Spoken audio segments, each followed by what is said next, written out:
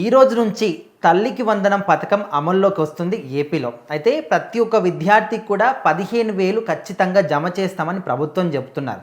సరిగ్గా ఈ రోజుకే కూటమి ప్రభుత్వం వచ్చి వాళ్ళు ప్రమాణ స్వీకారం చేసి సీఎంగా, డిప్యూటీ సీఎంగా ఈ రోజుకి 1 ఇయర్ అవుతుంది. మరి ఈ పథకానికి సంబంధించి రూల్స్ అండ్ రెగ్యులేషన్స్ ఏ విధంగా ఉంటాయి? సో ఖచ్చితంగా ఉన్న బడ్జెట్లోనే మొదటి విడతనైతే తీసుకొచ్చారనమాట. ఈ డేట్కి ఇస్తామని చెప్పారు. సో మొత్తం ఎందుకంటే వాళ్ళు వచ్చిన ప్రభుత్వం తర్వాత అప్పటికి అకాడమిక్ ఇయర్ స్టార్ట్ అయిపోయింది.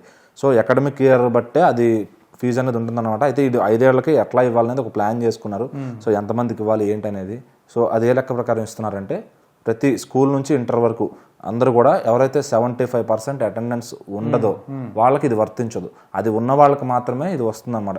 కొంతమంది ఏంటంటే చదువుకోరు పిల్లలు, రెగ్యులర్గా రారు, ఏదో ఎగ్జామ్స్కి వద్దాము లేదంటే కాలేజ్ స్కూల్ ఎగ్గొడదాము అది ఇది అని చెప్పి. సో ఇప్పుడు దీనివల్ల కొంతమందికి ఎట్లా అంటే ఇప్పుడు హెల్త్ ఇష్యూస్ ఉండి కొంతమంది రారు అనమాట. సో వాళ్ళకి కూడా ఇది రాదు. సో 75% అటెండెన్స్ కంప్లీట్గా ఉంటేనే అది 100% వాళ్ళు చూపించిన వాళ్ళకే వీళ్ళు వేస్తారనమాట. సో దాని కింద మొదటి విడతగా ఒక 8,700 కోట్ల దాకేమో నిధులు మంజూరు చేశారనమాట. సో అది ఈరోజు వాళ్ళ అకౌంట్స్లో పడిపోతాయి డైరెక్ట్గా వెళ్ళి. సో ఆ రకంగా ఇట్లా 15,000 ఎవరికైతే ఇస్తాం, ఇంట్లో 3 పిల్లలు ఉంటే 3 పిల్లలకి కాకపోతే 75% అటెండెన్స్ ఉండాలి. అదొక్కటే రూల్. ఇంకా దీంట్లో ఎటువంటి లూప్ హోల్స్ ఏమీ లేవన్నమాట. చెప్పిన డేట్ ప్రకారం చేస్తున్నారు. లోకేష్ గారు అంత బాధ్యతాయుతంగా దీన్ని తీసుకుని చంద్రబాబు గారికి మొత్తం లిస్ట్ అవుట్ చేసి ఆయన పర్సనల్గా తీసుకుని మరీ చేశారనమాట ఇది. సో లోకేష్ గారు విద్యాశాఖ పైన ఎంత బాగా పనిచేస్తున్నారు అనేది ఆయన సమర్థత ఇక్కడ కనపడుతుంది. అనుకున్న డేట్కి అక్కడ వేస్తారనమాట. సో అట్లాగే వాళ్ళకి స్కూల్ యూనిఫామ్స్, వాళ్ళకి మొత్తం స్కూళ్ళు, బ్యాగులు, షూస్ అన్ని క్వాలిటీగా గత ప్రభుత్వం ఏదైతే ఇచ్చారు బాగానే ఉంది. కానీ వాళ్ళు ఇచ్చిన యూనిఫామ్ క్వాలిటీ కానీ బ్యాగ్ క్వాలిటీ కానీ చీప్, అంటే ఏదో చీప్ అండ్ బెస్ట్లో వచ్చే చేస్తారు కదా. దాంతో పాటు ప్రతి ఒక్క దాని మీద, బుక్ మీద, బ్యాగ్ మీద, పెన్, ఆయన బొమ్మలు, ప్రతి ఒక్క దాని బెల్ట్, టై మీద కూడా. ఇప్పుడు మనం చిన్నప్పుడు చదువుకునేటప్పుడు ముందు మాట అని ఉంటుంది. సో అట్లా అవన్నీ కాకుండా జగనన్న మాట, లక్ష్మీపార్వతి గారి మాట ఇవన్నీ రాయించుకున్నారు అనమాట బుక్స్లో. అది చాలా అసహ్యం వేస్తుంది అనమాట అవి చూస్తుంటే. సో ఈరోజు అన్నీ మార్చేసి జాతీయ గీతం ఏవైతే ఉండాలో అవన్నీ పెట్టించారనమాట దాంట్లో. సో ఏది బయట వాళ్ళ పేర్లు కానీ వీళ్ళ బొమ్మలు కానీ ఎక్కడ బుక్కుల మీద బ్యాగుల మీద వీళ్ళ పేర్లు ఏం లేవు. ఏదైతే గవర్నమెంట్ స్కూల్ ఉంటుందో ఆంధ్రప్రదేశ్ అది మాత్రమే ఉంటుంది. సో అదేవిధంగా బెల్ట్లు అన్నీ కూడా ప్రొవైడ్ చేశారు. యూనిఫామ్ కలర్ కూడా చక్కగా గ్రీన్గా చూపించారనమాట.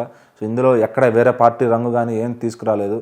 సో అంతకుముందు ప్రభుత్వంలో రకరకాలుగా వాళ్ళు రంగులు వేసి అది ఇది చేసి వాళ్ళు ఇష్టం వచ్చినట్టు చేశారనమాట.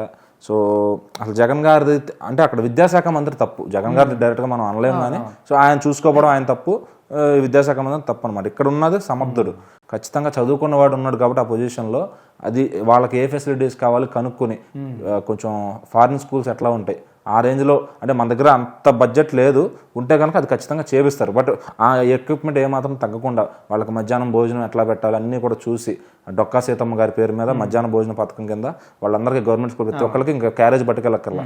సో అంటే సస్తే ఇంక ప్రైవేట్ స్కూల్ వాళ్ళు కూడా అరే అది బాగుందిరా దానికి వెళ్ళాలి అనే విధంగా అట్మాస్ఫియర్ క్రియేట్ చేస్తున్నారు. సో అది చాలా మంచి పద్ధతి అనమాట. వాళ్ళకి ఇచ్చే బుక్స్ కానీ అన్నీ కూడా చక్కగా ఎవరి బొమ్మలు లేకుండా క్వాలిటీగా ఇచ్చి సో ఇది తీసుకొచ్చారు. సో దాని చంద్రబాబు గారికి మొత్తం ఎవరెవరికైతే వెళ్ళాలో నిన్న లిస్టు చూపించడం జరిగింది, ఆయన కూడా ఫైనలైజ్ చేయడం జరిగింది అనమాట. సో ఖచ్చితంగా వాళ్ళందరికీ, అర్హులందరికీ అది వస్తుంది. ఎవరో టెన్షన్ పడాల్సింది ఏం లేదు. ఇది మొదటి విడత. సో రెండో విడత కూడా వస్తుంది అనమాట. సో ఉన్న అమౌంట్లో అది 8,000 కోట్లతో ఎంతమందికి సర్దుబాటు చేయగలరో ఈ వైసీపీ సోషల్ మీడియా ఏంటంటే ఎట్లా వేస్తారు, ఆ 8,000 కోట్లు ఏం సరిపోతాయి అది అని అడుగుతున్నారు అనమాట. సో ఫస్ట్ వెళ్ళిన వాళ్ళు వాళ్ళే సాటిస్ఫై అయ్యి వాళ్ళే చెప్తారు మాకు ఇంత వచ్చింది అని చెప్పి. సో గత ప్రభుత్వంలో ఆయన హామీ ఇచ్చాడు 15,000 ఇస్తాను. ఆయన ఏం చేశాడు, ఇంట్లో 3 పిల్లలు ఉంటే నేను ఇవ్వను, ఒక్కడికే ఇస్తా, చదువుకో అంటే మిగిలిన 2 పిల్లలు అంటులు తోముకోవాలంటారా మరి చెప్పండి. సో అది ఏంటంటే అది అసలు అలవాటు చేయకూడదు, మరి ఆయన చేశాడు. ఇప్పుడు జనంగా అలవాటు అయిపోయింది కాబట్టి అది ఇవ్వకపోతే వాళ్ళు మళ్ళీ ప్రభుత్వాన్ని దించేస్తారనమాట. సో అట్లాంటి కొన్ని లేనిపోయిన డబ్బులు ఇవ్వడం, 10,000 ఇవ్వడం, ఆటో వాళ్ళకి, రిక్షా వాళ్ళకి, ఇస్త్రీ వాళ్ళకి ఇవ్వడం మంచిదే. అది ఎక్కడ నీకు బాగా ఉన్నప్పుడు ఇవ్వాలి. నువ్వు రాష్ట్రాన్ని అప్పులు చేసి మరి వాళ్ళు ఏదో ఓట్లు కొనడానికి ఇచ్చినట్టు ఉన్న పరిస్థితి తప్ప, మరి నువ్వు ఇచ్చినోడు అందరికీ ఎందుకు ఇవ్వాలా?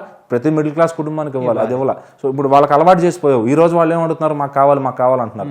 సో ఆ వచ్చే డబ్బుల్ని ఇంట్లో మొగుడు ఇస్తాడో ఇవ్వడో తాగేస్తాడో తెలియదు.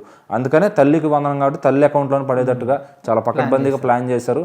దానికి కావాల్సిన ప్రతి స్కూల్లో నుంచి వాళ్ళ పేరెంట్స్ గైడ్ చేసి ఈ హాలిడేస్లో ప్రాసెస్ చేశారనమాట.